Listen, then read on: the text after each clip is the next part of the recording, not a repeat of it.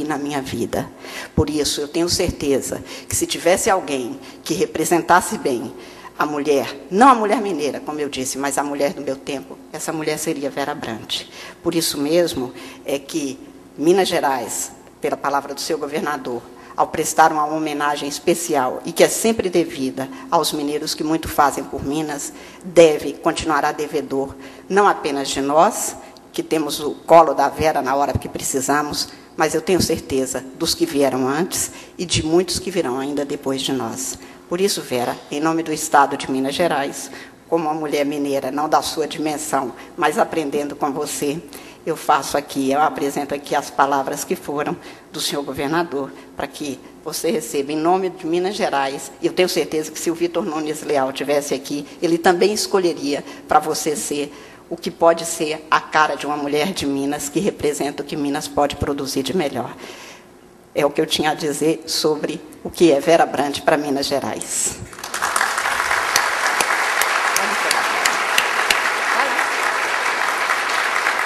Senhoras e senhores, vamos dar início agora aos trabalhos do seminário Súmula Vinculante e Segurança Jurídica. Agradecemos às autoridades da mesa principal e as convidamos a tomarem assento na plateia, solicitando que permaneçam à mesa o desembargador Fernando Brandt e a ministra Carmen Lúcia, que participam do primeiro painel. Convidamos também para subir e ocupar seu lugar à mesa o debatedor do painel, desembargador José Edgar Pena Amorim.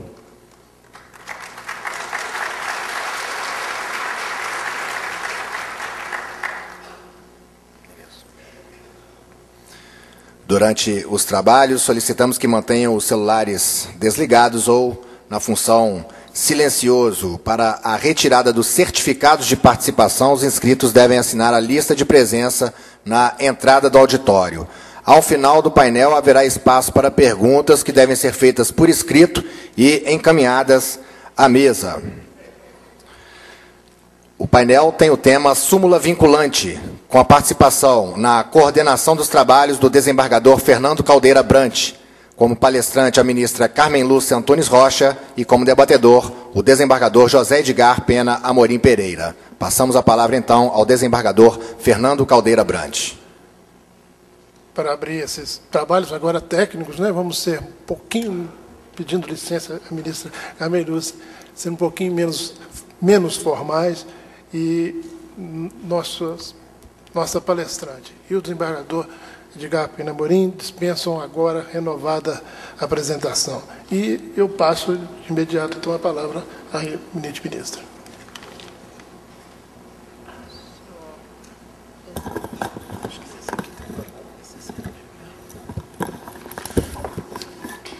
Senhor presidente, senhor desembargador José Edgar Amorim, senhores participantes, passo, portanto, as considerações que me são pertinentes a fazer sobre o tema específico da súmula vinculante. Na verdade, eu acho que o ministro Sepúlveda Pertence deve ter se regozijado com a escolha do tema, uma vez que eu lutei muito contra a súmula vinculante. E ele esperava que um dia eu aceitasse falar para fazer uma catarse pública ou uma terapia em grupo sobre a súmula vinculante, uma vez que eu fui uma das que, tendo o ministro Evandro Lins à frente, lutando contra a súmula e dizendo que isso podia realmente acarretar o crime de liberdade do pensar do juiz, que realmente poderia trazer algumas dificuldades. Eu vou fazer as minhas observações e gostaria de fazê-las em 4 pontos especificamente. Em primeiro lugar, sobre o papel do Poder Judiciário, especialmente da jurisdição constitucional, porque a súmula vinculante, nos termos do artigo 103 da Constituição, 103A da Constituição, é específico para matéria constitucional, pelo menos no que concerne ao Supremo Tribunal, e tal como está posto até hoje, sobre o princípio da segurança jurídica e a liberdade do juiz, sobre o princípio da igualdade, que é um dos que são tocados todas as vezes que se cogita desse tema, e sobre o que se tem hoje praticado como súmula vinculante expedida pelo Supremo Tribunal Federal. Eu não sei como é que se resolve a questão de um poder judiciário num Estado democrático de direito, como que nós vivemos, não no Brasil, no mundo. Eu vou falar da experiência brasileira, pela singela circunstância de que o meu compromisso, antes como advogada e agora como juiz, o que me toca diretamente, o que me atinge, é a condição de cidadã brasileira e, portanto, é a realidade brasileira que eu tenho que olhar em primeiro lugar. Mas eu não posso deixar de fazer considerações que eu não sei como se solucionar o que eu vejo como quadro brasileiro. Quer dizer, pelo menos, só para tomar como ponto de partida um dado temporal, a Constituição de 1988, que fez com que houvesse um amadurecimento da cidadania e, com isso, um fortalecimento do jurisdicionado e que, portanto, procura mais o Poder Judiciário, ou procura mais os seus direitos, digamos, o que faz com que haja um número sempre muito maior de litígios, hoje encaminhados basicamente ao Poder Judiciário, sendo que cada um, obviamente, claramente, quer que o seu caso seja julgado como um caso único. Dona Joana, lá do Morro, seu João de Cabrobró, quer que o caso dele seja conhecido pelo juiz fulano de tal e seja resolvido por ele.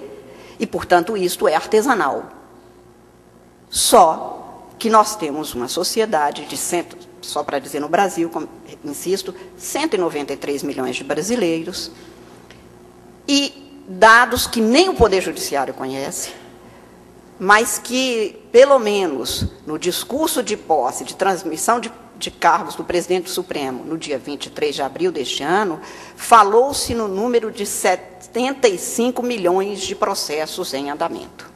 É óbvio que seria um terço quase da sociedade brasileira, ou mais de um terço da sociedade brasileira, o que dá algumas características, pelo menos, para a gente pensar. Primeiro, nós somos uma sociedade muito litigiosa.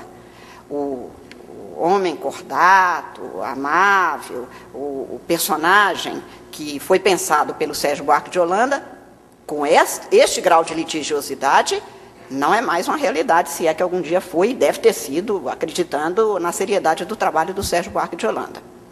Segundo, nós temos aproximadamente 15 mil juízes no Brasil, e não se pode chegar a pensar que vai se aumentar em número de juízes para fazer face a uma demanda se ela for crescente permanentemente nesses termos que nós temos hoje.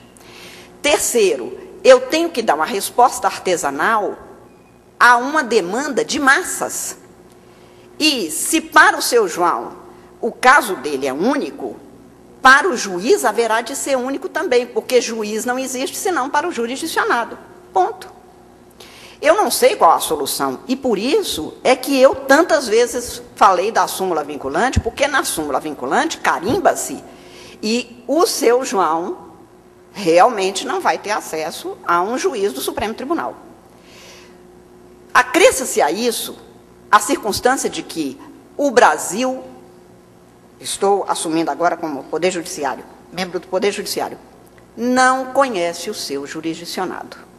Eu não tenho notícia, e tenho pesquisado, e tenho lutado por isso, nenhuma pesquisa para se saber seriamente quem é o jurisdicionado brasileiro, quem é que procura o Poder Judiciário brasileiro, quem é que procura agora e como é para se cotejar com quem procurava antes, para a gente ter uma perspectiva de qual judiciário nós podemos ou queremos ter. Porque se eu não sei quem me procura, eu não sei que resposta é adequada. Se é da súmula vinculante, se isso vai provocar mais segurança ou mais insegurança jurídica, se isso vai realmente acentuar a efetividade da isonomia ou não. É preciso que o Brasil comece a pensar quem é o seu jurisdicionado, porque o judiciário conhece quem é o seu judiciário. Ora, judiciário é meio, não é fim. Ninguém é juiz para si mesmo, ninguém é juiz de si mesmo. Portanto, eu começo por dizer que eu não sei como se resolver isto. E, quando, como advogada, eu me punha contra a súmula, secundando a fala balizada do ministro Evandro Lins, que dizia: o juiz tem que ser livremente alçado a uma condição de ele poder ver o caso da Dona Maria e julgar de acordo com o seu convencimento, tem mesmo, o ministro Evandro tinha razão. Agora, eu às vezes fico um pouco, e por isso que eu disse que o ministro devia querer muito via a minha terapia pública em grupo, como o que se contava quando eu era estudante, que, no tempo da ditadura, nós, estudantes, corríamos da polícia.